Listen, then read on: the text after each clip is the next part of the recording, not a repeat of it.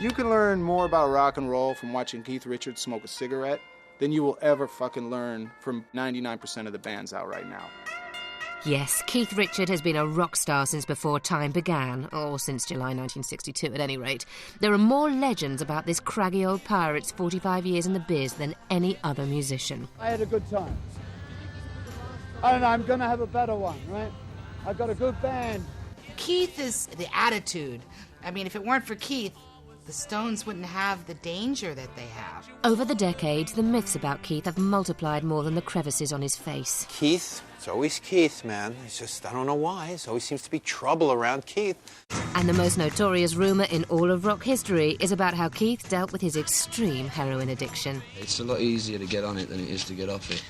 He avoids talking about it, but the stupid myth goes that his blood was once so full of junk he had to visit a Swiss clinic to have it changed. It's an immensely cool myth, and I almost don't want to know whether it's true or not, because it's so much cooler if it is. Well, that's it with Keith. Everyone wants to believe the hype, even if it's nonsense, and his reluctance to spill the beans simply magnifies the intriguing mystery. In 1972, at the height of the Rolling Stones' bad boy image, a hugely controversial film was made. Robert Frank, who's a really accomplished and well-known American photographer, did a documentary authorized by the Stones, which very few people have seen, because now they don't let anybody see it. I, of course, have seen it. They keep what's now a cult film shrouded in mystery, because nowadays they'd perhaps rather forget that it had been made to show off how anti-establishment the Stones were. Although it claims to be fictional, some suggest the film is actually evidence that some Stones myths are anything but. Keith is clearly playing up for the camera. Okay, tell us when. But the TV set looks real, and when it hits the ground, it does appear to smash. The sex scenes are all fake, they were staged, but the drug scenes are real. I mean, there are really shocking scenes in it. It's disturbing, but the film never shows Keith Richards taking any drugs himself. Most of Keith's misadventures have taken place in comparative privacy. They were geniuses at being discreet. They knew how to protect themselves. There were rooms within rooms within rooms, everywhere.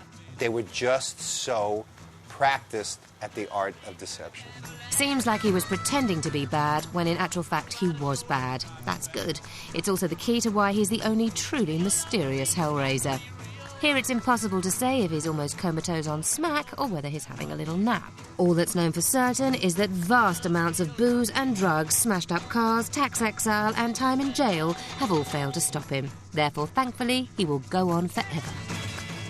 The gutters of the kingdoms are littered with corpses who have tried to be Keith Richards. And they aren't, and won't be, and can't be, because they're dead. How can you take that many drugs, drink that much, and still be able to get up there and perform? Keith himself has said to people, look, man, I know they've got a glass case at the British Museum waiting for my liver, but they're gonna have to wait a long time.